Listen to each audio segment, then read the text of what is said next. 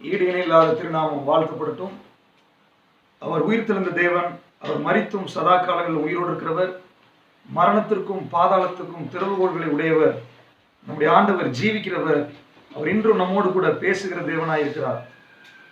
இந்த நாட்களில் தேவனுடைய பிள்ளைகளாகிய நாம் தேவன் நமக்கு கொடுத்திருக்கிற இந்த சந்தர்ப்பத்தில் பழைய ஏற்பாட்டில் தேவன் தன்னுடைய பிள்ளைகளோடு ஏற்படுத்தின உடன்படிக்கைகளையும் பலிகளையும் நினைத்து, அது புதிய ஏற்பாட்டில் இயேசு கிறிஸ்து மூலமாக எப்படி வெளிப்பட்டது என்பதையும் நினைத்து, நம்முடைய வாழ்க்கையில தேவன் நம்மிடத்தில் எதிர்பார்க்கிற பலிகள் என்ன என்பதை குறித்து இந்த நாட்களிலே நாம் சிந்தித்துக் கொண்டிருக்கிறோம். நாம் பழைய ஏற்பாட்டினுடைய பிரதானமான பலிகளாக 5 வகையான பலிகளை நாம் சிந்தித்துக் கொண்டிருக்கிறோம்.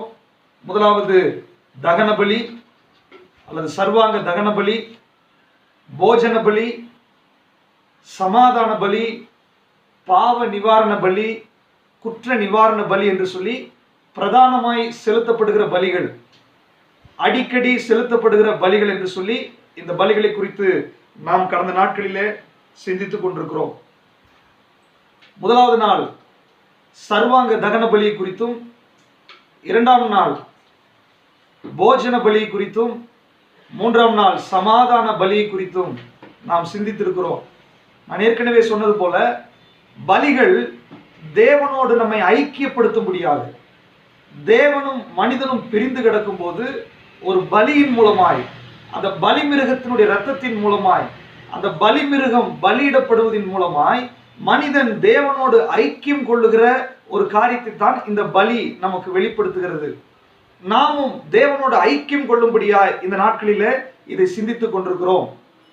முதலாவதாக சர்வாங்க தகன பலி குறித்து நாம் சிந்தித்துக் கொண்டிருக்கும் பொழுது, ஒரு ஆடு எப்படி பலியிடப்படுகிறதோ, எப்படி தகனிக்கப்படுகிறதோ, அதுபோல நாம் நம்முடைய சர்வ அங்கமும் தேவ சன்னிதானத்தில் பலியிட வேண்டும். பலி என்று சொன்னால் புதிய ஏற்பாட்டின் காலகட்டத்தில் ரத்தம் சிந்துவதோ அடிக்கப்படுவதோ அல்ல, ஒப்பு கொடுத்துதல் என்று சொல்லி, அல்லது நீதியின் பலி என்று சொல்லி, கீழ்ப்படிதலாகிய பலி என்று சொல்லி, அந்த ஒப்பு கொடுக்கிறதையும் சமர்ப்பணம் பண்ணுகிறதையும் குறித்து நாம் கடந்த நாட்களிலே சிந்தித்துக் கொண்டிருந்தோம். இயேசு கிறிஸ்து சர்வாங்க தகன பலியாய் கல்வாரி சிலுவையிலே நமக்காக பலியானது நிமித்தமாய் நான் இனி ரத்தம் சிந்த வேண்டிய அவசியம் இல்லை, அல்லது நான் ஒரு ஆடோ மாடோ கொண்டு போய் பலி செலுத்த வேண்டிய அவசியம் எனக்கு கிடையாது என்று சொல்லி நாம் தேவ சன்னிதானத்துல நம்முடைய ஆவி ஆத்தும சரீரத்தை ஒப்பு கொடுக்கும்படியாய் தேவன் நமக்கு உதவி செய்தார். 2வது நாளிலே நாம் போஜன பலி குறித்து நாம் சிந்தித்துக் கொண்டிருந்தோம். போஜன பலி என்பது என்னுடையவைகள் எல்லாம் என்னுடைய ஆண்டவருக்கு, சர்வாங்க தகன பலி நான் என்னுடைய ஆண்டவருக்கு என்று சொல்லும் போது, போஜன பலி என்னுடையவைகள் எல்லாம் என்னுடைய ஆண்டவருக்கு என்பதை உணர்த்துகிறது. இயேசு கிறிஸ்து தன்னுடைய வாழ்க்கையவே நமக்காக ஒப்பு கொடுத்திருந்தார். ஒரு போஜன பலியாக அவர் மாறியிருந்தார். பிதாவின் சித்தம் செய்வதற்கு தன்னை முழுவதுமாய் ஒப்பு கொடுத்திருந்தார். அந்த இயேசு கிறிஸ்துவை சொந்த இரட்சகராக ஏற்றுக்கொண்டிருக்கிற நாம் நமக்கு உள்ளவைகள் எல்லாம் நம்முடைய ஆண்டவருக்கு என்று சொல்லி, நம்முடைய விருப்பங்கள், செயல்கள் எல்லாவற்றையும் தேவனுக்கு, நமக்கு உடைமைகள் எல்லாம் ஆண்டவருக்கு என்று சொல்லி அர்ப்பணிக்கும்படியாய் தேவன் கிருபை செய்தார்.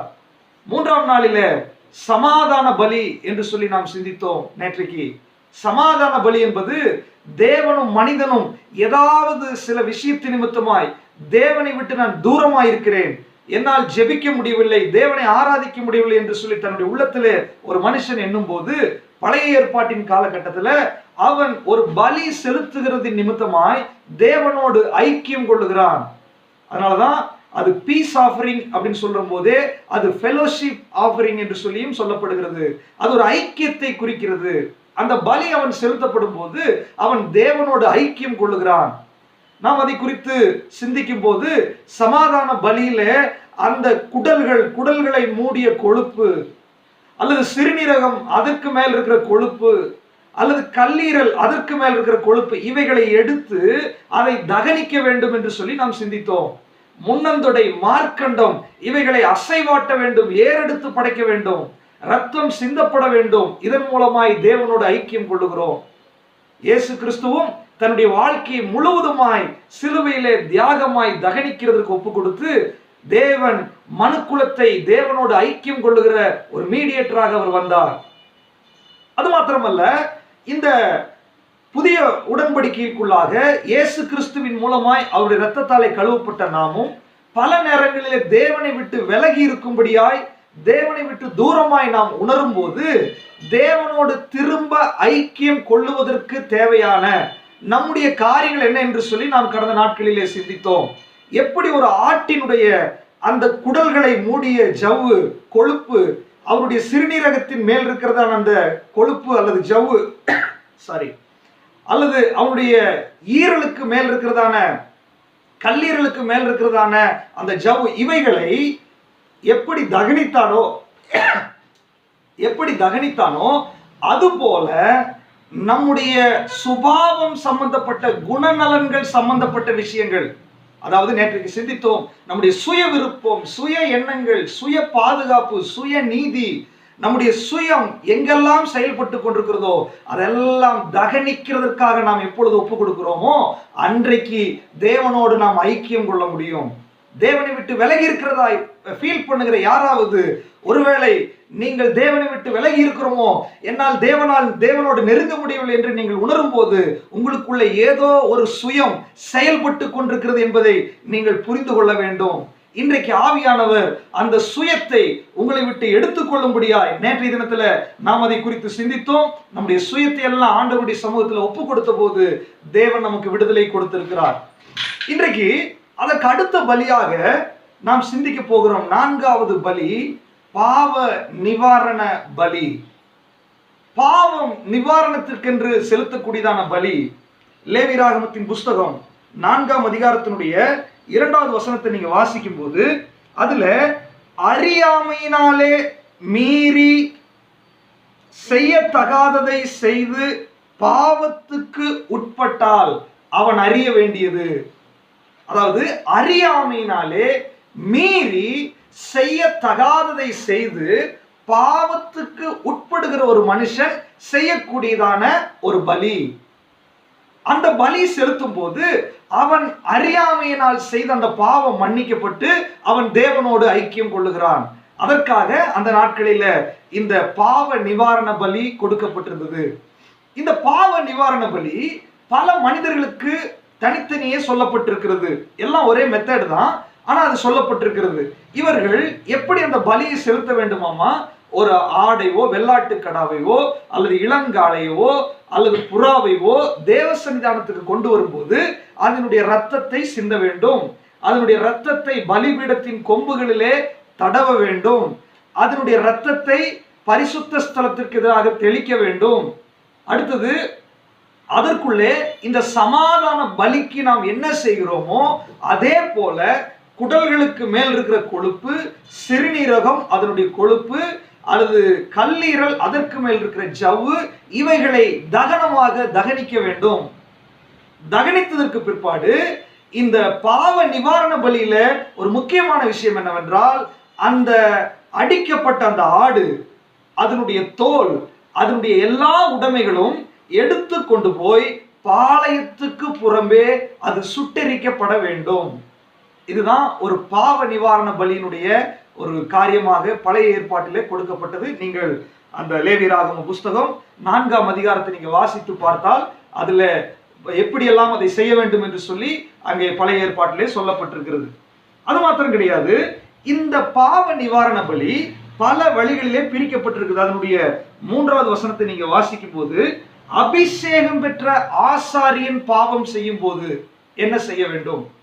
அடுத்தது 13வது வசனத்திலிருந்து நீங்க வாசித்தீங்கன்னா, சபை பாவம் செய்யும் பொழுது சபையாக அவர்கள் அதற்கு என்ன செய்ய வேண்டும். இந்த 2 காரியத்திற்கு இவர்கள் என்ன செய்ய வேண்டுமாமா, அதற்கு இளம் காளைகளை தேவ சன்னிதானத்திலே கொண்டு வந்து அடிக்க வேண்டும். இங்க சொன்னது போல அந்த ப்ரொசீஜர்ல அவர்கள் பாவ நிவாரணம் செய்ய வேண்டும். 3வதாக 22வது வசனத்தை வாசிச்சீங்கன்னா, பிரபுக்கள் பாவம் செய்யும் பொழுது அவர்கள் வெள்ளாடு அல்லது பழுதற்ற இளம் கடா அவைகளை கொண்டு வந்து பாவ நிவர்த்தி செய்ய வேண்டும். 27வது வசனத்தை இங்கு வாசித்தால், சாதாரண ஜனங்களில் யாராவது ஒருத்தர் பாவம் செய்யும் போது அவர்களும் இந்த இளம் கடா வெள்ளாடை அங்கே அல்ல, சாதாரண ஜனங்களில் ஒருவன் பாவம் செய்தால், நீங்கள் அது 27வது வசனத்தில் வாசித்தீங்கன்னா, வெள்ளாடுகளில் ஒரு பெண் குட்டி சாதாரண ஜனங்கள் அதை கொண்டு வந்து பலியிட வேண்டும். 5ஆம் அதிகாரம் 1வது வசனத்தில் நீங்க வாசிச்சு பார்த்தீங்கன்னா, சாட்சிக்காக ஒருத்தனை ஏற்படுத்தி அவன் சாட்சி சொல்லுகிற விஷயத்துல தவறு செய்தால் அவனும் இது போல ஒரு பலி செலுத்த வேண்டும். 5ஆம் அதிகாரம் 2வது வசனத்துல, ஏதாவது ஒரு மனிதன், அசுத்தமான மனிதன், மிருகம், பொருள் எதையாவது தொட்டு தீட்டுப்படும் போது அவனும் பாவ நிவாரண பலி செலுத்த வேண்டும். அது மாத்திரமல்ல, 4வது வசனம் 5ஆம் அதிகாரம் 4வது வசனத்தை நீங்க வாசிச்சு பார்த்தீங்கன்னா, அதுல பதறிப்போ எதையாவது சொல்லி, அறியாமையினால் பதறிப்போ ஏதாவது சொல்லி அப்படி பாவத்துக்கு உட்படும் போது அவர்களும் இந்த பலியை செலுத்த வேண்டும். 16ஆம் அதிகாரம் 22வது வசனமும் 27வது வசனத்தை நீங்க வாசிச்சு பார்த்தீங்கன்னா, அங்கே ஆரோனுடைய குமாரர்கள் தேவாலயத்துல தேவனுடைய சன்னிதானத்துல அந்நிய அக்கினியை கொண்டு வந்த உடனே ஆரோனியருடைய குமாரர்கள் மரித்து போனார்கள். அதற்கு பிற்பாடு ஆரோன் ஆசாரிய ஊழியம் செய்வதற்கு தயங்கி கொண்டிருக்கும் பொழுது அங்கே மோசே மூலமாய் அங்கே கட்டளைகள், பாவ நிவாரண பலி அங்கே சொல்லப்படுகிறது. அப்படின்னு சொன்னா சகல ஜனங்களுக்காக ஒரு பாவ நிவர்த்தி செய்து, அந்த ஆசாரியன் தனக்காகவும் ஒரு பாவ நிவர்த்தி செய்து தேவனுடைய சன்னிதானத்திலே கடந்து வர வேண்டும் என்று சொல்லி அந்த நிவாரணங்களை குறித்து சொல்லப்படுகிறது. அதிலே தான் ஒரு 2 ஆடுகளை கொண்டு வந்து ஒன்றை பலியிட்டு ஒன்றை தகனித்து அதனுடைய சரீரத்தை அங்கே பாளையத்துக்கு புறம்பாக சுட்டெரிக்க வேண்டும். 2வது ஒரு ஆடை அதை போக்காடாக விட வேண்டும் என்று சொல்லி அது பாளையத்துக்கு புறம்பாக அக்கிரமத்தை சுமந்து அது போகிற ஒரு ஆடை போல யார் அந்த நிவாரணத்தை செலுத்த வருகிறார்களோ அதனுடைய தலையின் மேல் தன்னுடைய அக்கிரமத்தை சுமத்தின உடனே அதை சுமந்து கொண்டு அந்த ஆடு கடந்து போகிறது. எனக்கு அருமையானவர்களே, இதுதான் பாவ நிவாரண பலியினுடைய பிரமாணங்கள். இயேசு கிறிஸ்துவை நீங்கள் எடுத்துக்கொண்டால், இயேசு கிறிஸ்துவும் பாவ நிவாரண பலியாகத்தான் இந்த உலகத்திலே வந்தார். வேதம் மிக தெளிவாய் சொல்லுகிறது. 1 தீமோத்தேயு 1ஆம் அதிகாரம் 15வது வசனத்துல, பாவிகளை ரட்சிக்க கிறிஸ்து இயேசு உலகத்திற்கு வந்தார் என்கிற வார்த்தை எல்லா அங்கீகரிப்புக்கும் பாத்திரமுள்ள ஒரு வார்த்தையாக இருக்கிறது. எல்லாரும் அதை அங்கீகரித்துக் கொள்ள வேண்டும். காரணம், இயேசு இந்த பூமிக்கு வந்தது பாவ நிவாரண பலியாக, பாவிகளை ரட்சிக்கும்படியாக இயேசு இந்த பூமிக்கு வந்தார். பழைய ஏற்பாட்டில பாவங்கள் மன்னிக்கப்படும்படியாய் ஒரு மிருகம் பலி செலுத்தப்பட்டது போல, புதிய ஏற்பாட்டில் இயேசு கிறிஸ்து அந்த பலி மிருகமாய் வந்தார். அதனாலதான் முதல்ல பாவிகளை ரட்சிக்க இயேசு கிறிஸ்து உலகத்துக்கு வந்தார் என்பதை நாம் புரிந்து கொள்ள வேண்டும். ரோமருக்கு எழுதின நிருபம் 8ஆம் அதிகாரம் 3வது வசனத்துல, தேவன் தன்னுடைய குமாரனை பாவ மாம்சத்தின் சாயலாகவும் பாவத்தை போக்கும் பலியாகவும் இந்த உலகத்தில் அனுப்பி அவர் தன்னுடைய மாம்சத்திலே பாவத்தை ஆக்கினைக்குள்ளாக தீர்த்தார் என்று சொல்லி எழுதப்பட்டிருக்கிறது. அப்போ இயேசு கிறிஸ்து பாவ மாம்சத்தினுடைய சாயலாக இந்த பூமிக்கு வந்தார். பாருங்க, அவர் ஒரு பாவ நிவாரண பலி. அந்த பாவம் அல்ல, பாவ மாம்சத்தினுடைய சாயலாய் வந்தார். அதனுடைய சாயலாய் அவர் வெளிப்பட்டு பாவத்தை தன்னுடைய சரீரத்தில் ஆக்கினைக்குள்ளாக தீர்த்தார். அது மாத்திரமல்ல, ஏசாயா 53:5வது வசனம் 6வது வசனத்தை நீங்க வாசிச்சு பார்த்தீங்கன்னா, நம்முடைய மீறுதல்களின் நிமித்தம் அவர் காயப்பட்டார், நம்முடைய அக்கிரமத்தின் நிமித்தம் அவர் நொறுக்கப்பட்டார், நமக்கு சமாதானத்தை உண்டு பண்ணக்கூடியதான ஆக்கினை அவர் மீது வந்தது, அவருடைய தழும்புகளால் நாம் குணமாகிறோம் என்று சொல்லி ஏசாயா தீர்க்க தரிசன புஸ்தகத்துல தீர்க்க தரிசனமா இயேசு கிறிஸ்து ஒரு பாவ நிவாரண பலி என்பதை வெளிப்படுத்தி காண்பிக்கிறார். அதே ஏசாயா தீர்க்க தரிசன புஸ்தகத்துல 53:7வது வசனத்தை வாசிங்களேன். அவர் நெருக்கப்பட்டும் ஒடுக்கப்பட்டும் இருந்தார், ஆனாலும் தம்முடைய வாயை அவர் திறக்கவில்லை. அடிக்கப்படும்படி கொண்டு போகப்படுகிற ஒரு ஆட்டுக்குட்டியை போலவும், தன்னை மயக்கத்திருக்கிறவனுக்கு முன்பாக சத்தமிடாதிருக்கிற ஆட்டை போலவும் அவர் தம்முடைய வாயை திறவாதிருந்தார். இங்க பாருங்க, ஒரு ஆட்டை போல என்று சொல்லப்பட்டிருக்கிறது. அடிக்கப்படும்படியாய் கொண்டு போகிற ஆட்டை போல இவர்தான் ஒரு ஆடாக, ஒரு பலி ஆடாக, ஒரு பலி பொருளாக இயேசு மாறினார் என்பதை குறித்து அங்கே சொல்லப்பட்டிருக்கிறது. அதனுடைய 10வது வசனத்தை நீங்க வாசிச்சு பார்த்தீங்கன்னா, தேவன் தன்னுடைய குமாரனாகிய இயேசு கிறிஸ்துவை பாடுகளுக்கு உட்படுத்தினார் என்று சொல்லி இந்த வசனம் சொல்லப்பட்டிருக்கிறது. பாடுகளுக்கு உட்படுத்தி இருக்கிறார் அவரை. அது மாத்திரம் கிடையாது, 1 யோவான் 1ஆம் அதிகாரம் 7வது வசனத்துல நீங்க வாசித்தால், இயேசு கிறிஸ்துவினுடைய ரத்தம் சகல பாவங்களையும் நீக்கி சுத்திகரிக்கும் என்று சொல்லி 1 யோவான்ல சொல்லப்பட்டிருக்கிறது.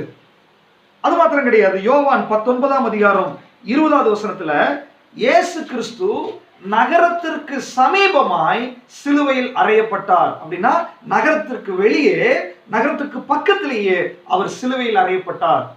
நான் இயேசு கிறிஸ்துவை குறித்து சுருக்கமாக இந்த வசனங்களை நான் சொல்லியிருக்கிறேன். இவைகள் எல்லாம் எதை காண்பிக்கிறதுன்னு சொன்னா, ஒருவன் பாவம் செய்து பாவத்திற்கு நிவாரணத்திற்காக ஒரு இளங்காளையோ வெள்ளாட்டுக்கடாவோ ஒரு பெண் குட்டியவோ கொண்டு வந்து அவன் பலி செலுத்தி பாவத்திலே நிவாரணம் பெறுகிறது போல, இயேசு கிறிஸ்து சிலுவையிலே சகல ஜனத்தினுடைய பாவத்திற்காக அவர் பலியானார் என்பதை வேதம் மிக தெளிவாய் சொல்லுகிறது. எப்படி ஒரு ஆடை கொண்டு வந்து அதனுடைய தலையிலே கையை வைத்து என்னுடைய எல்லா அக்கிரமத்தையும் அதற்கு மேலே சுமத்துகிறேனோ, அது போல இயேசு கிறிஸ்துவின் மேல சகல ஜனங்களுடைய பாவமும் சுமத்தப்பட்டது. கெத்செமனே தோட்டத்துல சகல ஜனங்களுடைய அந்த பாரத்தை அவர் ஏற்றெடுத்து கொண்டு அங்கே விண்ணப்பம் பண்ணும் பொழுது அவரால் தாங்க முடியாத ஒரு பாரமாய் அவருடைய வியர்வை இரத்தத்தின் பெருந்துளிகளாய் விழுந்தது. சகல அக்கிரமத்தையும் அவர் ஏற்றுக்கொண்டார். கல்வாரி சிலுவைக்கு கொண்டு போகிறதுக்கு முன்பாக இயேசு கிறிஸ்துவை வாரினால் அடிப்பித்தார்கள். அவருடைய சரீரம் அடித்து பிளக்கப்பட்டது. அவருடைய தலையிலே முள்முடி சூடப்பட்டது. ஒரு ஆற்றுக்குள்ளாக அதனுடைய சிறுநீரகம், அதனுடைய குடல் பகுதி, அதனுடைய கொழுப்பு, அதனுடைய கல்லீரல், இவைகள் எல்லாம், அதனுடைய முன்னந்தொடை, அதனுடைய மார்க்கண்டம், இவைகளை குறித்தெல்லாம் நான் நேற்றும் முந்தையத்தும் அதை குறித்து நாம் சிந்தித்திருக்கிறோம். இவைகளை குறித்து ஒரு மனிதனுடைய குணாதிசயங்களையும் மனிதனுடைய பலவீனங்களையும் எப்படி உணர்த்துகிறதோ, அந்த பலவீனத்திற்காக இந்த பொருள் எப்படி தகனிக்கப்படுகிறதோ, அதுபோல இயேசு கிறிஸ்து கல்வாரி சிலுவையில நம்முடைய எல்லா பாவங்களையும் ஏற்றுக்கொண்டு அவர் சகல வேதனைகளையும் இயேசு அனுபவித்தார். நான் தலையில செய்த பாவத்திற்காக அவருடைய தலையில முள்முடி சூடப்பட்டது.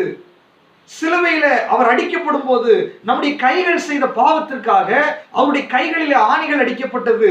நம்முடைய கால்கள் செய்த பாவத்திற்காக அவருடைய கால்களிலே ஆணிகள் அடிக்கப்பட்டது. நம்முடைய சரீரம் முழுவதும் செய்த பாவத்திற்காக அவருடைய சரீரம் அடித்து பிளக்கப்பட்டது, சின்னாபின்னமாக்கப்பட்டது. உழுகிறவருடைய படைச்சால்களை போல இயேசு கிறிஸ்துவினுடைய சரீரம் பிளக்கப்பட்டது. அவருடைய சரீரத்திலிருந்து முழு ரத்தமும் பூமியில வழிந்தோடினது. இயேசு கிறிஸ்து கல்வாரி சிலுவையில அந்த சித்திரவதைகளை ஏற்றுக்கொண்டார், பாடுகளுக்கு உட்படுத்தினார் பிதாவானவர். எதற்காக இயேசு அடிக்கப்பட வேண்டும்? எதற்காக இந்த சித்திரவதைகளை ஏற்றுக்கொள்ள வேண்டும்? என்னை கேட்டுக்கொண்டிருக்கிற தேவ பிள்ளைகளே, உங்களுக்காகவும் எனக்காகவும் பாவ நிவாரண பலியாக இயேசு சிலுவையிலே தொங்கினார். நீங்க பிறக்கிறதுக்கு முன்பாக, நான் பிறக்கிறதுக்கு முன்பாக, 2000 வருஷங்களுக்கு முன்பாக நாம் பாவத்திலிருந்து விடுதலையாக்கப்பட வேண்டும் என்பதற்காக, பாவத்தினுடைய பாரம் நம்மை விட்டு நீங்க வேண்டும் என்பதற்காக இயேசு கிறிஸ்து நமக்காக அங்கு ஒரு பலி பொருளாய் சிலுவையிலே பலியாகிவிட்டார். பழைய ஏற்பாட்டின் காலகட்டத்தில் பாவம் செய்தவர்கள் அந்த பலியை கொண்டு வந்து பரிகாரம் தேட வேண்டும். ஆனால் புதிய ஏற்பாட்டின் காலகட்டத்தில் நாம் பிறக்கிறதற்கு முன்னமே நமக்காக பாவத்திற்கு ஒரு பரிகாரம் செலுத்தப்பட்டாயிற்று. இயேசு கிறிஸ்து பலியாக அங்கு மரித்து விட்டார். ஒரு ஆட்டின் ரத்தம் சிந்தப்படுகிறது போல இயேசு கிறிஸ்துவினுடைய ரத்தம் சிந்தப்பட்டது. அந்த ஆட்டினுடைய முழு உடலும் வெளியே கொண்டு போய் பாளையத்துக்கு புறம்பே அக்கினியில் சுட்டரிக்கப்படுவது போல இயேசு கிறிஸ்துவினுடைய சரீரம் கல்வாரி சிலுவையில் அடிக்கப்பட்ட உடனே அவர் தேவ கோபத்தினுடைய அந்த சூளைக்குள்ளாக அவர் வெந்து உருகி பலவிதமான உபத்திரவங்களையும் வேதனைகளையும் சிலுவையிலே அவர் அனுபவித்தார். என் தேவனே, என் தேவனே, ஏன் என்னை கைவிட்டீர் என்று சொல்லி அந்த வேதனையினுடைய உக்கிரம் வரைக்கும், அந்த மரணத்தினுடைய அந்த வேதனையை அவர் ருசி பார்த்தார் என்று வேதம் சொல்லுகிறது. எதற்காக? இயேசு கிறிஸ்து உங்களுக்காக எனக்காக அவர் ஒரு பழுதற்ற ஆடாக பாவ நிவாரண பலியாக இயேசு சிலுவையில் அடிக்கப்பட்டார்.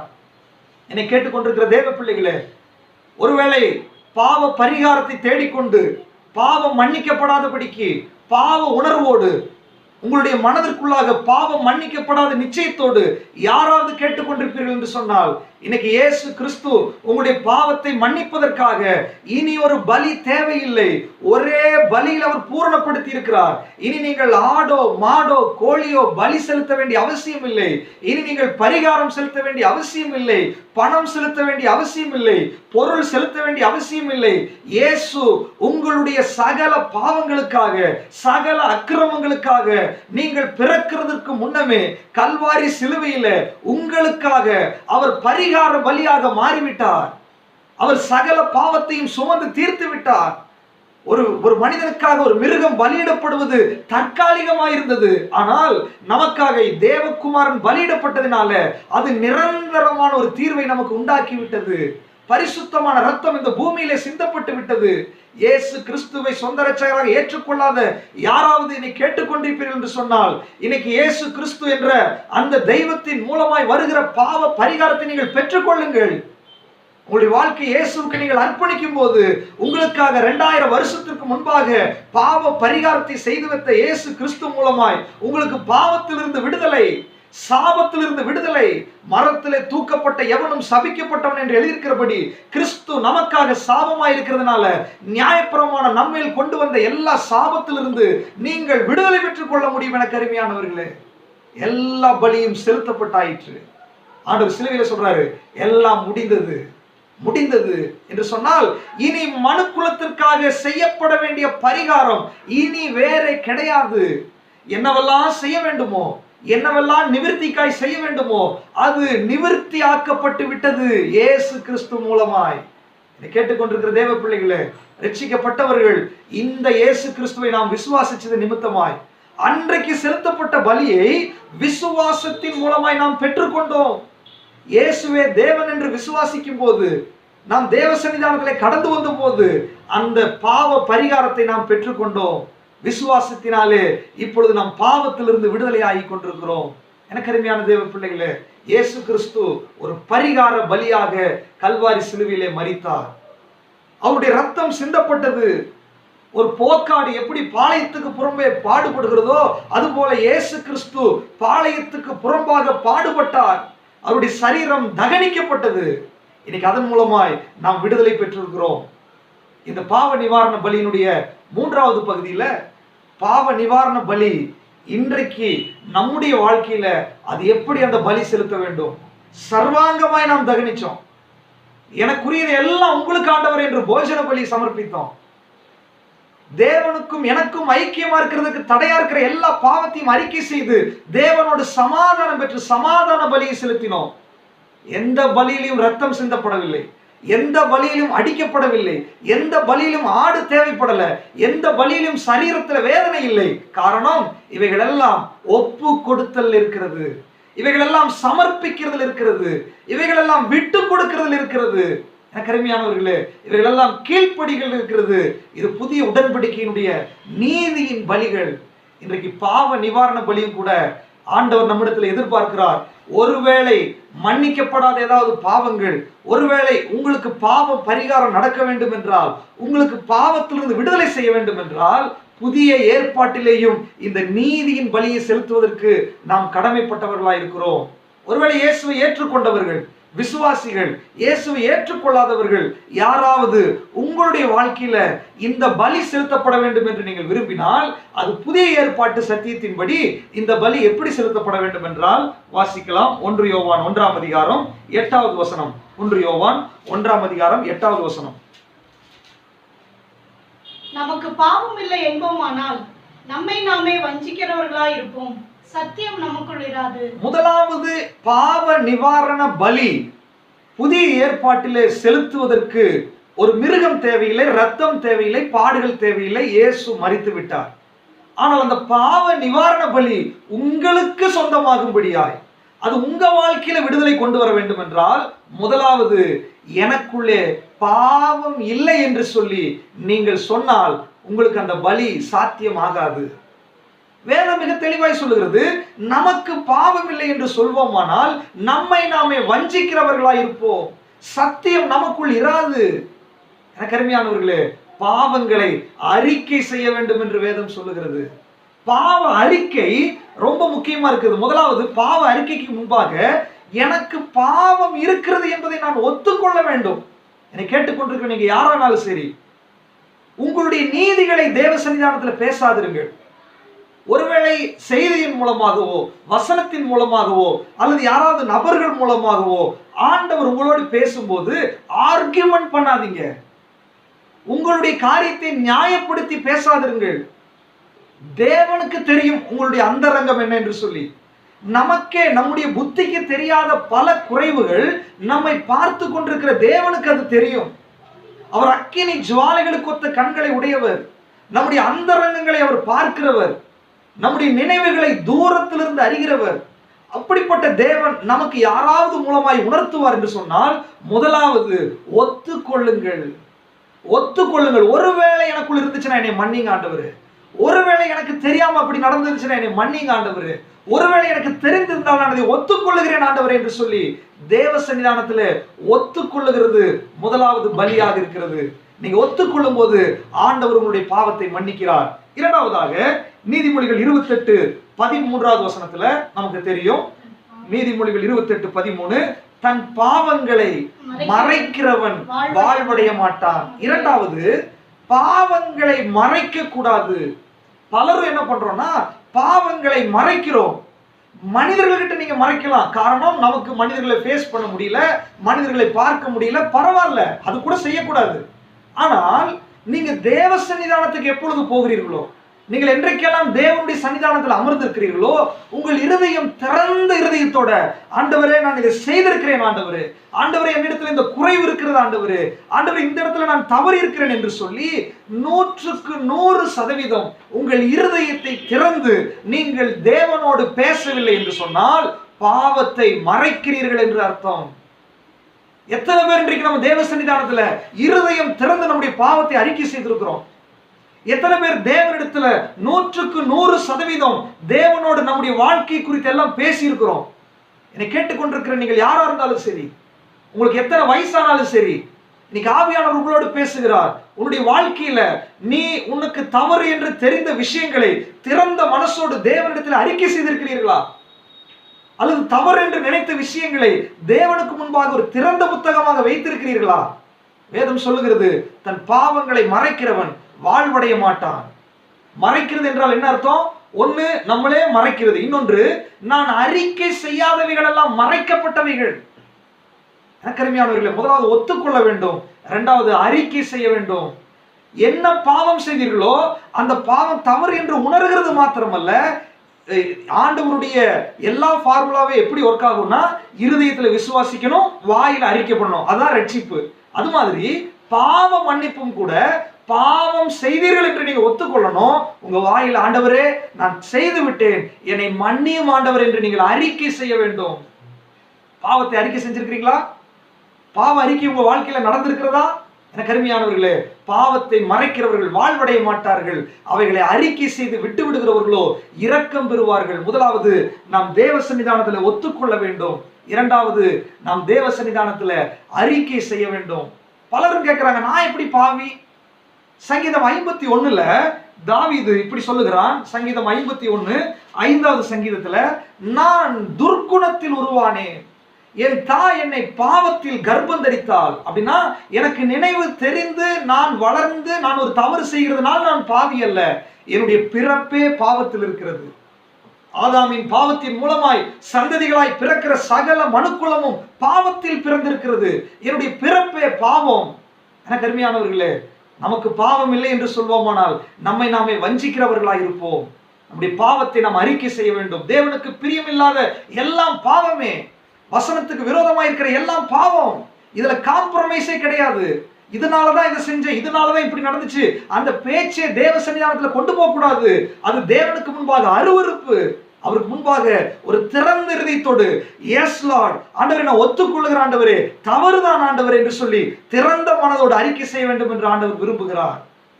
ரோமர்கள் நிருபம் 3ஆம் அதிகாரத்தில் சொல்லுகிறது, அந்தப்படி நீதிமான் ஒருவனாகிலும் இல்லை, எல்லாரும் பாவம் செய்து தேவ மகிமையற்றவர்களாய் இருக்கிறார்கள். கருமையானவர்களே, ஒருவேளை பாவத்தை குறித்து சந்தேகம் இருக்குமானால் நீங்கள் சந்தேகப்பட வேண்டாம். உண்மையிலே பாவம் இருக்கிறது, நம்முடைய பிறப்பிலே பாவம் இருக்கிறது.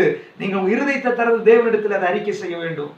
ஒருவேளை ரட்சிக்கப்பட்டவர்கள் ஒரு தடவை பாவ அறிக்கை செஞ்சாச்சு, ரட்சிக்கப்பட்டாச்சு. இன்றைக்கு அநேக கிறிஸ்தவர்கள் நிர்விசாரமாய் இருக்கிறார்கள். ஒரு வெள்ளை துணியை போட்டுட்டு நீங்க வெளியே போனீங்கன்னா சாயங்காலம் திரும்ப வந்த உடனே நீங்கள் விரும்பி எங்கும் போய் அழுக்காகிறது கிடையாது. ஆனால் நீங்க உலகத்திற்குள்ள போகும்போது உங்களுடைய துணி எப்படி அழுக்காகிறதோ அது போல இந்த உலகத்துல நீங்கள் ஜீவிக்கும் போது பாவ கரைகள் உங்களை தொடும். எப்படி வீட்டுக்கு வந்தோம் துவைக்கிறீர்களோ, எப்படி குளிக்கிறோமோ அது போல பாவ அறிக்கை என்பது ஒரு விசுவாசியினுடைய வாழ்க்கையில இன்றியமையாதது. இன்னைக்கு பலரும் ரட்சிக்கப்பட்டதிலிருந்து பெரிய நீதிமான் என்ற தோரணையில் நாம் ஜீவிக்கிறோம். என கருமையானவர்களே, மறைக்கப்படுகிற பாவங்கள், அறிக்கை செய்யாத பாவங்கள் நம்முடைய வாழ்க்கையில பிரச்சனைகளை கொண்டு வருகிறது. சங்கீதம் 32 தாவீது சொல்கிறாரு, நான் அடக்கி அடக்கி வச்சிருக்கிற பல பாவங்கள் அது என்னுடைய எலும்புகளை உருக்குகிறது. என்னுடைய வியாதிகளுக்கு பாவம் காரணம். எனக்கு விடுதலை இல்லாத பல விஷயங்களுக்கு பாவம் காரணம். இன்னைக்கு ஆவியானவர் நமக்கு உணர்த்துகிறார், உங்களுடைய பாவத்தை அறிக்கை செய்யுங்கள்.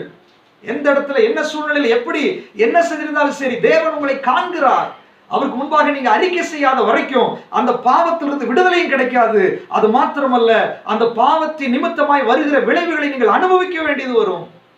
அது மாத்திரம் கிடையாது, உங்கள் பாவங்கள் உங்களை பின்தொடர்ந்து பிடிக்கும் என்று நிச்சயமாய் அறியுங்கள். பாவம் உங்களுடைய வாசற்படியில படுத்திருக்கும். நீங்க அறிக்கை செய்யாத பாவம் உங்கள் வாசற்படியில் இருக்கிறது, படுத்திருக்கிறது. நீங்கள் அறிக்கை செய்யாத பாவங்கள் உங்களை பின்தொடர்ந்து கொண்டிருக்கிறது. இன்றைக்கு மனம் திரும்புங்கள் என்று ஆவியானவர் நமக்கு ஆலோசனை சொல்லுகிறார். எனக்கு அருமையானவர்களே, இயேசு கிறிஸ்து பாவ நிவாரண பலியாயிட்டாரு. நீங்க கஷ்டப்பட வேண்டாம், ஆடை கொண்டு போக வேண்டாம், மாடை கொண்டு போக வேண்டாம், பணம் வேண்டாம், பொருள் வேண்டாம். நீங்கள் உணர்ந்து அறிக்கை செய்தால் போதும் என்று ஆண்டவர் விரும்புகிறார். அதை ஏன் நம்ம செய்ய மாட்டோம்? விசுவாசிகளானாலும் சரி, ஊழியர்களானாலும் சரி, நம்ம யாரா இருந்தாலும் பரவாயில்ல, இன்னைக்கு அறிக்கை செய்யறதுக்கு நாம் தயாராகும். இன்னைக்கு ஒரு பாவ நிவாரண பலி நம் சார்பாக, நம் குடும்பத்தின் சார்பாக, சபையின் சார்பாக செலுத்தப்படுவதாக தேவன் அதை அங்கீகரிக்கிறார். பாவ அறிக்கை தேவை.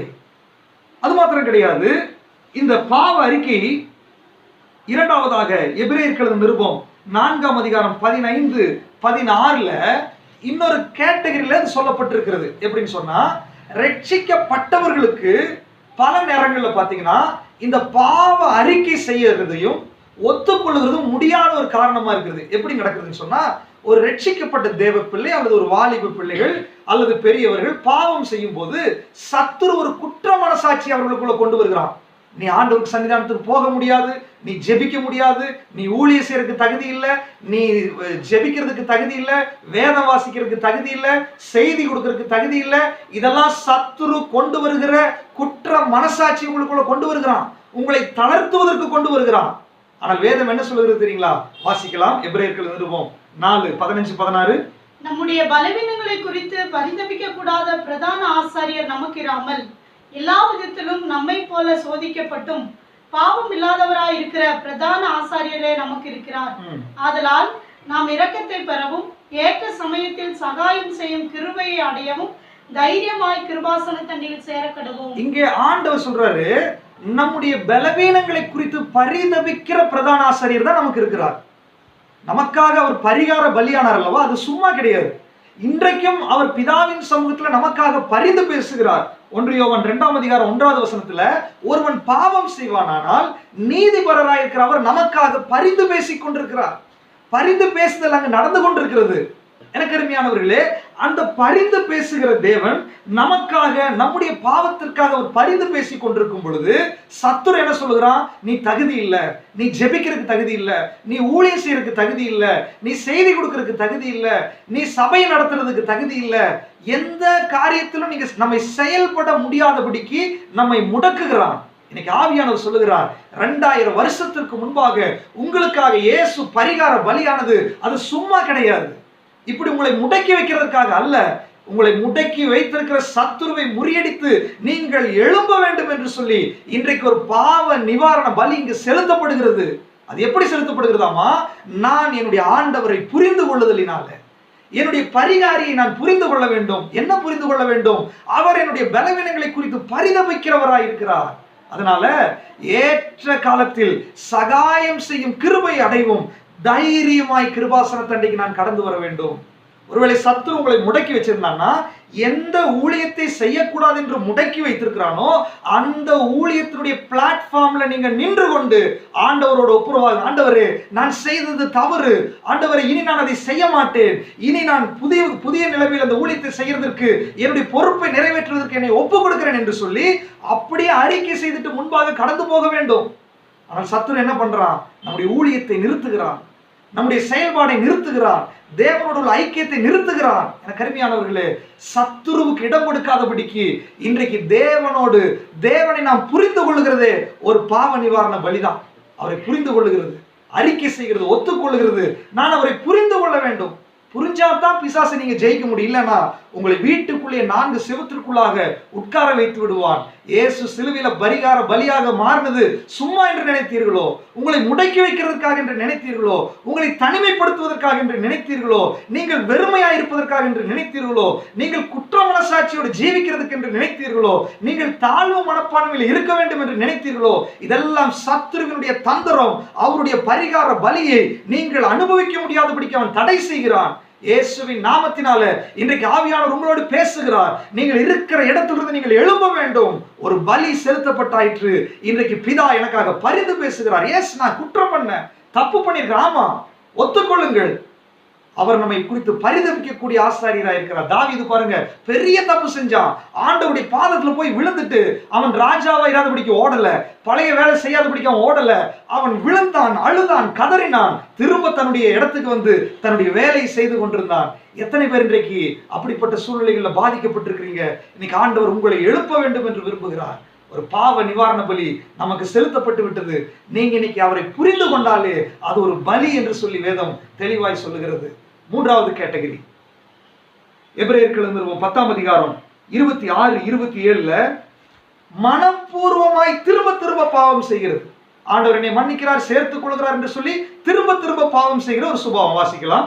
சத்தியத்தை அறியும் அறிவை அடைந்த பின்பு நாம் மனப்பூர்வமாய் பாவம் செய்கிறவர்களாய் இருந்தால் பாவங்களின் நிமித்தம் செலுத்தத்தக்க வேறொரு பலி இனி இராமல் நியாய தீர்ப்பு வரும் என்று பயத்தோடு எதிர்பார்க்குதலும் விரோதிகளை பற்றிக்கும் கோபாக்கினையுமே இருக்கும். இதை நினைத்து மனப்பூர்வமாய் திரும்ப பாவத்தில் விழுந்து கொண்டிருந்தால் நியாய தீர்ப்பு வரும் என்பதையும் ஆண்டவர் நமக்கு எச்சரிக்கிறார். விசுவாசிகள் நாம் குறைவுகள் உள்ளவர்கள் தான், பலவீனம் உள்ளவர்கள் தான். அனுதினமும் நமக்காக அவர் பரிந்து பேசிக் கொண்டிருக்கிறார். அவர் சமூகத்துல போய் ஒப்புரவாய் நம்முடைய வேலையை செய்து விட வேண்டும். ஆனால் மனப்பூர்வமாய் தெரிந்தே அதில் செய்து கொண்டிருந்தால் நியாய தீர்ப்பு வரும் என்று ஆவியானவர் இன்றைக்கு நமக்கு எச்சரிக்கிறார். கருமையான தேவ பிள்ளைகளே, புதிய ஏற்பாட்டு சத்தியத்தின்படி பாவத்திற்குள்ளே முடங்கி கிடக்கிறதுக்கு தேவன் நம்மை அழைக்கல, பாவத்தை ஜெயிக்கும்படியாய் தேவன் நம்மை அழைத்தார். 1 யோவான் எழுதின நிருபத்துல 3ஆம் அதிகாரம் 9வது வசனம் சொல்லுகிறது, தேவனால் பிறந்த எவனும் பாவம் செய்யான், அவருடைய வித்து அவனுக்குள் இருக்கிறது. உங்களுக்குள்ள அவருடைய வித்து இருக்கிறது. நான் சொல்லல, வேதம் சொல்லுகிறது. நீங்கள் பாவம் செய்ய முடியாது, அவருடைய வித்து உங்களுக்குள் இருக்கிறது. நீங்கள் பரிசுத்த ஜாதி, நீங்கள் ராஜரீக ஆசாரிய கூட்டம், அவருடைய சொந்த ஜனம். அவர் நம்மை நீதிமான் ஆக்கி இருக்கிறார். ரோமர் 5ஆம் அதிகாரம் சொல்லுகிறது, விசுவாசத்தினாலே நாம் நீதிமான் ஆக்கப்பட்டிருக்கிறோம். ஏன் நீங்க பாவின்னு சொல்லணும்? தேவ சன்னிதானத்துக்கு போகும்போதெல்லாம் பலரும் நம்ம என்ன ஜெபிக்கிறோம் தெரியுங்களா? நான் ஒரு பாவி. அது வேதத்துக்கு புறம்பானது. நீங்க என்ன சொல்லணும்? ஆண்டவரே, நான் பாவியா இருந்த ஆண்டவரே, என்னை நீர் நீதிமானாய் மாற்றினதற்காய் உமக்கு நன்றி ஆண்டவரே, என்னை பரிசுத்தமானாய் மாற்றினதற்காய் நன்றி. நீங்க பாவின்றதை கன்ஃபஸ் பண்றீங்களா? இயேசுவின் ரத்தம் உங்களை நீதிமானாக்கி இருக்கிறது என்பதை கன்ஃபஸ் பண்றீங்களா? அதிகமா நம்முடைய வார்த்தையில நான் ஒரு பாவி. இதுவே சத்துருவினுடைய தந்திரம்.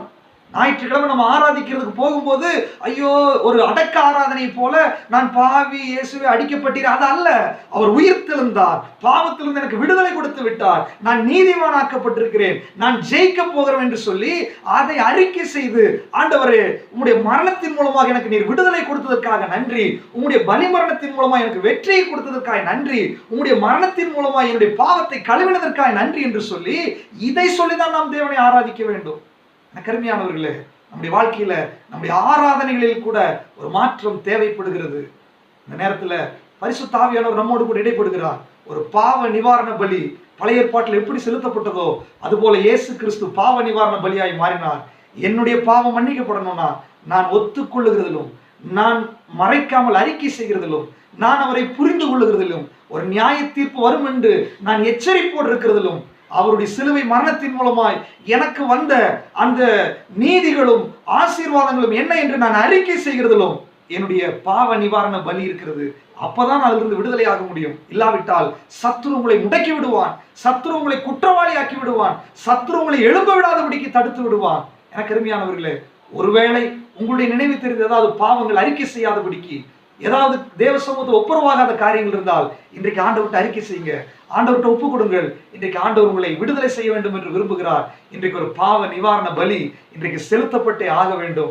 எத்தனை பேர் ஆண்டவர்கிட்ட ஒப்பு கொடுக்க போறீங்க? ஆண்டவரே, நான் ஒப்பு கொடுக்குறேன் ஆண்டவரே, என்னுடைய குறைவுகளை ஒத்துக்கொள்ள. ஆண்டவர்கிட்ட நீதி பேசாதீங்க. அவர் அப்படி செஞ்சார், அதனாலதான் இப்படி பேசினேன், அவர் இப்படி சொன்னாங்க, அதனாலதான் இப்படி இல்ல. அந்த பேச்சை ஆண்டவர்கிட்ட கொண்டு போகாதீங்க. அது அருவருப்பு. ஒத்துக்கொள்ளுங்க. ஆண்டவரே, நான் ஒத்துக்கொள்ளுகிறேன்ப்பா, என்னுடைய குறைவுகளை ஒத்துக்கொள்ளுகிறேன், என் குடும்பத்தின் குறைவுகளை ஒத்துக்கொள்ளுகிறேன், என்னுடைய ஊழியத்தின் குறைவுகளை ஒத்துக்கொள்ளுகிறேன். ஏதாவது பாவத்தை சுட்டி காட்டினால் அதை அறிக்கை செய்யுங்கள். ஒருவேளை சத்துரு உங்களை குற்றப்படுத்தினால் நீங்க தைரியமாய் தேவ சன்னிதானத்துக்கு வாங்க. அவர் சிலுவையில் செய்த அந்த தியாகத்தை நினைவு கூர்ந்து அறிக்கை செய்யுங்கள். இது ஒரு பாவ நிவாரண பலி. எத்தனை பேர் இதிலிருந்து விடுதலையாக வேண்டும் என்று விரும்புகிறீங்க? எல்லாரும் கண்களை மூடி ஒரு நிமிஷம் ஆண்டவரை நோக்கி பார்க்கலாமா? அணைக்கும் கரங்களிலே ஆணிகளா சுவாமி, அணைக்கும் கரங்களிலே ஆணிகளா சுவாமி, நினைத்து பார்க்கையிலே என் நெஞ்சம் முறையுதப்பா, நினைத்து பார்க்கையிலே என் நெஞ்சம் முறையுதப்பா. அன்பே கல்வாரி அன்பே, உம்மை பார்க்கையிலே என் உள்ளம் உடையுதப்பா, உம்மை பார்க்கையிலே என் உள்ளம் உடையுதப்பா. இந்த கல்வாரி சிலுவை நீங்க நோக்கி பாருங்க. அவரை நோக்கி பார்த்தவர்கள் பிரகாசம் அடைந்தார்கள். அவர்கள் முகங்கள் வெட்கப்பட்டு போக கிடையாது. இன்னைக்கு ஒருவேளை குற்ற மனசாட்சியோடு கூட, பாவ உணர்வோடு கூட, பாவத்திலிருந்து விடுதலை பெறாதபடிக்கு, பாவத்திற்கு என்ன செய்வது என்று கேள்வியோடு கூட யாராவது இருந்தீங்கன்னு சொன்னா, இன்னைக்கு அந்த கல்வாரி சிலுவை நோக்கி பாருங்க. உங்களுக்காக பரிகார பலியான இயேசுவை நீங்க விசுவாசிங்க. நீங்க விசுவாசிக்கிறதே ஒரு பலி செலுத்துவதற்கு அடையாளம். நீங்க ஆண்டவர்கிட்ட அறிக்கை செய்யும் போது ஒரு ஆட்டை பலி செலுத்துவதற்கு அடையாளம். நீங்க உங்களுடைய பாவத்தை ஒத்துக்கொள்ளும் பொழுது பலி செலுத்துவதற்கு அடையாளம். தேவன் சிலுவையில செய்த தியாகத்தை நீங்கள் விசுவாசிக்கும் போது பலி செலுத்துவதற்கு துல்லியமாய் இருக்கிறது. கருமையானவர்களே, இன்னைக்கு அந்த பலி நீங்க செலுத்தும் போது ஒரு பெரிய விடுதலை தேவன் உங்களுக்கு அனுப்பி கொண்டிருக்கிறார். நான் உங்களுக்காக ஜெபிக்கிறேன். பரிசுத்தமுள்ள பிதாவே, யாரெல்லாம் இன்றைக்கு ஜெபித்துக் கொண்டிருக்கிறார்களோ, 2000 வருஷத்திற்கு முன்பாக எங்களுக்காக சிலுவையில் அடிக்கப்பட்ட அந்த பரிகார பலி, ஆண்டவரே, அது எனக்காக, எங்களுக்காக என்று நாங்கள் விசுவாசிக்கிறோம். ஆண்டவரே, அறிக்கை செய்யாத பாவங்களை அறிக்கை செய்கிறோம் ஆண்டவரே, ஒத்துக்கொள்ளாத காரியங்களை ஒத்துக்கொள்ளுகிறோம் ஆண்டவரே. யாரெல்லாம் இப்பொழுது ஜெபித்துக் கொண்டிருக்கிறார்களோ, இப்பொழுது உடைய பரிகாரம் அவர்களுக்கு கடந்து வருகிறதற்காக நன்றி. குற்ற மனசாட்சிகள் வேரோடு பிடுங்கப்படுகிறதற்காக நன்றி. சத்துரு யாரையெல்லாம் முடக்கி வைத்திருக்கிறானோ, இப்பொழுது அந்த சங்கிலிகள் அறுபடுகிறதற்காக நன்றி. இப்பொழுது அவர்கள் பவுண்டரி விட்டு வெளியே வருகிறதற்காக உமக்கு நன்றி. முடக்கப்பட்ட ஊழியங்கள் தொடங்குகிறதற்காக உமக்கு நன்றி. தேவனோடு ஐக்கியம் கொள்ளுகிறதற்காக நன்றி ஆண்டவரே. இந்த உலகத்துல நாங்கள் சாட்சி உள்ளவர்களாய், நாங்கள் தேவனால் பிறந்தவர்கள், பாவம் செய்ய மாட்டோம் ஆண்டவரே. நாங்கள் பரிசுத்த ஜாதி என்பதை நாங்கள் உணர்ந்து ஜீவிக்க எங்களுக்கு நீ உதவி செய்வீராக ஆண்டவரே. வந்த ஒவ்வொருவரையும் வல்லமை உள்ள கரத்தில் ஒப்புக் கொடுக்கிறேன். துதி, கன, மகிமை எல்லாம் உங்களுக்கு செலுத்துகிறேன். இயேசு கிறிஸ்துவின் நாமத்தில் பிதாவே, ஆமென்.